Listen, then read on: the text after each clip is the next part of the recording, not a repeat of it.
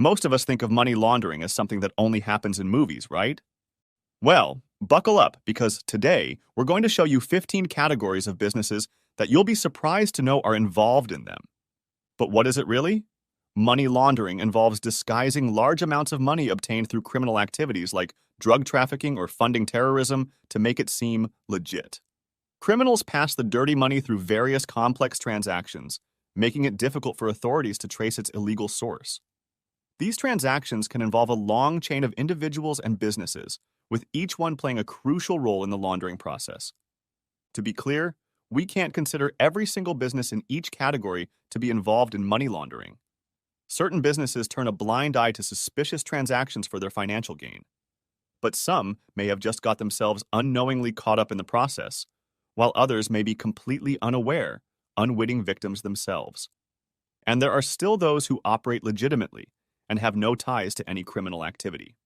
That said, how do you distinguish a clean and proper business from one that's potentially a front for money laundering?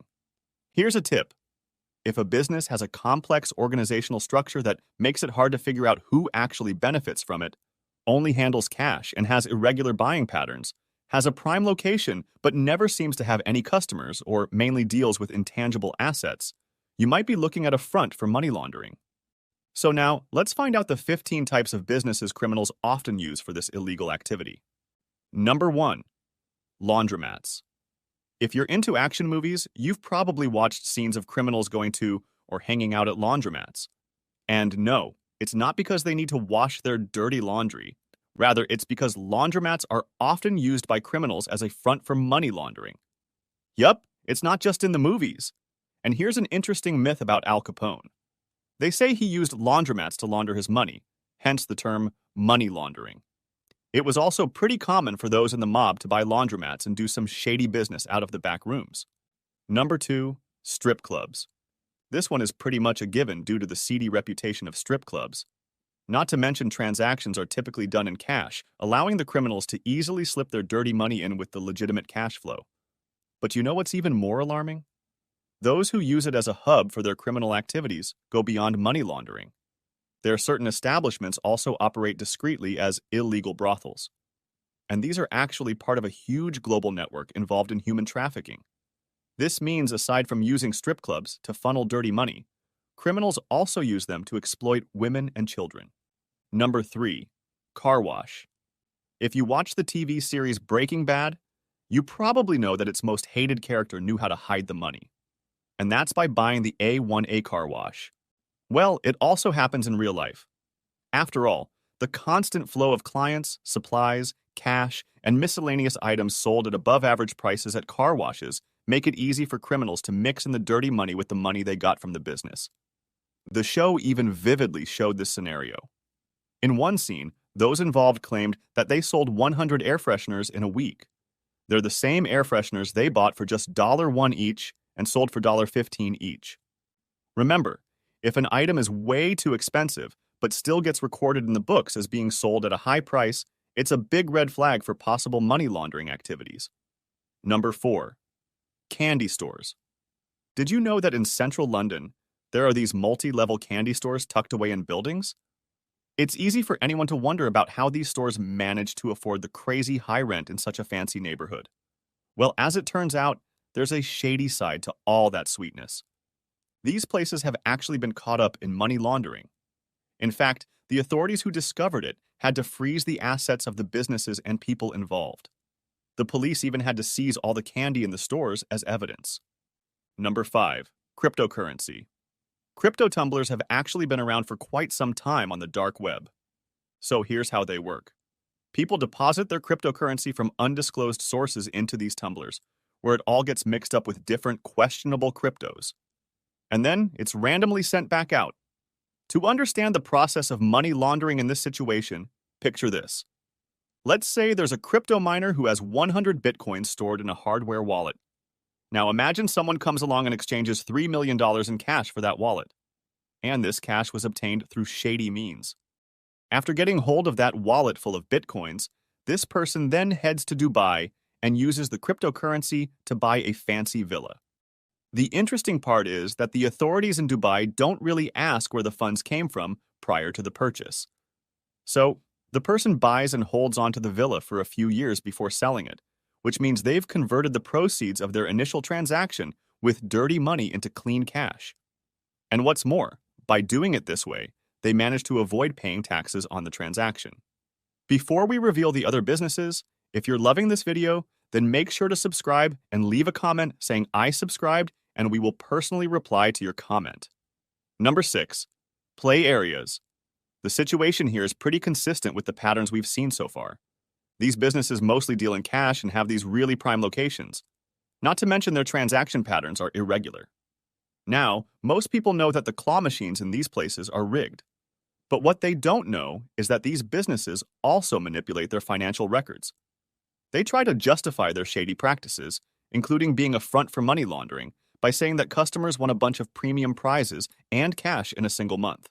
But we all know they need multiple locations with high revenue to make all that cash flow seem legit. Yet it's happening in just one spot. Even some laser tag businesses have a history of money laundering. Number 7.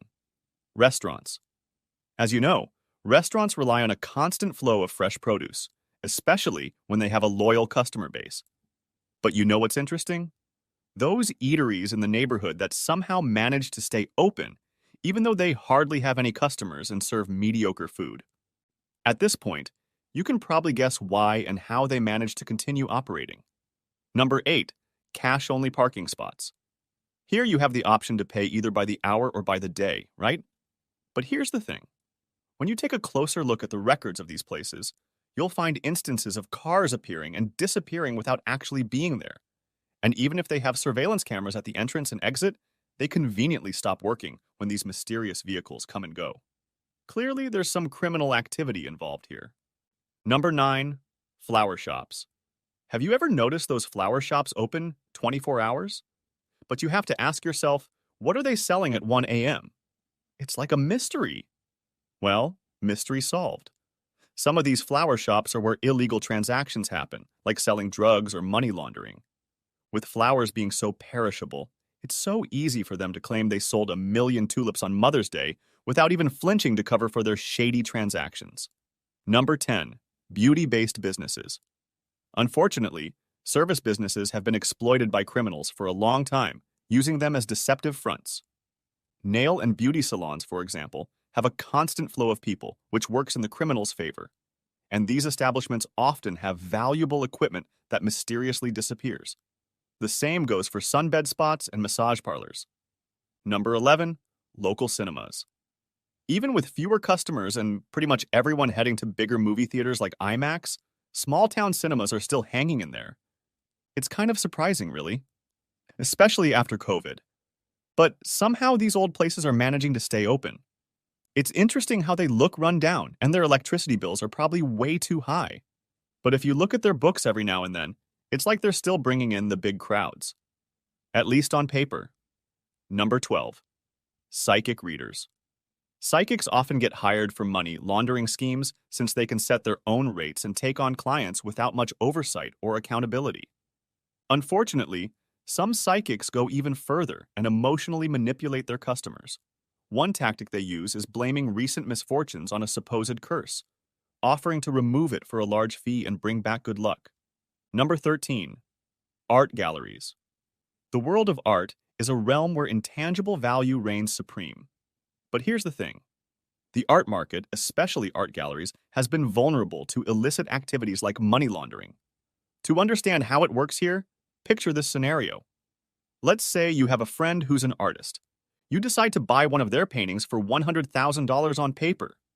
But in reality, you just give them $10,000, which covers your tax obligations. Then, you manipulate the appraisal value of the painting to $1 million and use this inflated amount for tax deductions. Eventually, you donate the artwork to a museum, and voila! You can claim a tax cut of $1 million, even though you bought that painting for less than $50,000. That's enough to hide the dirty money you have. Number 14. Food stalls. When you go to some fruit vendors, water vendors, or little stalls for tourists, they don't give the best service yet charge crazy prices. Well, here's the thing. Their main focus isn't on selling their products. From the moment the fruits are grown to when they're sold, Every step of the process can be used for money laundering. And these vendors, they've got this whole distribution network going on. They use different routes to move dirty money through all sorts of channels. Number 15. Churches. Did you know that some churches are exploited for illicit financial activities like money laundering? This is because they're not required to file their financial documents. In fact, it's estimated that as many as 1 in 5 churches engage in money laundering and other financial wrongdoings. It was for this reason that the Palermo Convention was established. They want to minimize the societal impact of these activities. And it doesn't stop there. There are even televangelists who take advantage of the church for personal gain, including engaging in activities like money laundering. Then, they often try to justify their actions as a divine blessing. And if you found this video useful, then you'll love these. And be sure to like this video to let the YouTube algorithm know you'd like to see more videos like this one.